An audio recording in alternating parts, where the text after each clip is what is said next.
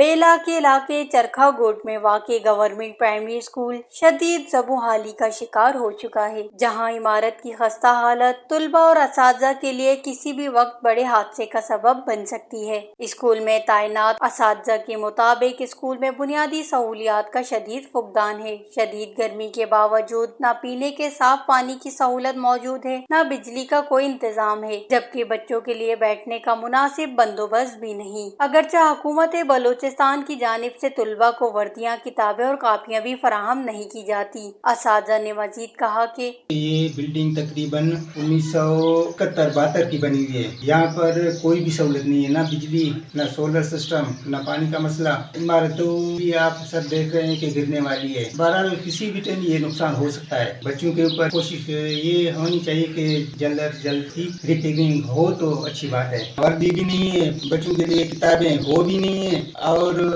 یہاں پر کچھ بھی سہولت بچوں کے لیے نہیں ہے۔ اگر کچھ نہ کچھ ہو کر سکتے ہیں تو محکمہ ایجوکیشن ہی کر سکتا ہے۔ کم از کم کچھ نہ کچھ بچوں کے لیے بھی ہونا چاہیے، وردی، کتابیں، کاپیاں، کچھ نہ کچھ سہولت دی جائے۔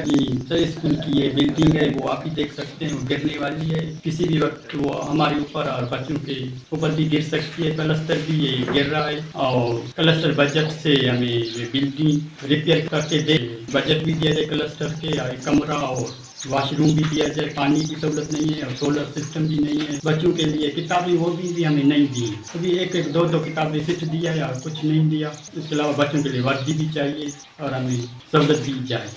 علاقہ مکین اور والدین نے بھی متعلقہ حکام سے مطالبہ کیا ہے کہ اسکول کی خستہ حالت کا فوری نوٹس لیا جائے اور بچوں کے محفوظ تعلیمی ماحول کو یقینی بنایا جائے۔ کسی بھی ناخوشگوار واقعے کی تمام تر ذمہ داری متعلقہ اداروں پر عائد ہوگی۔ واش نیوز، بیلا۔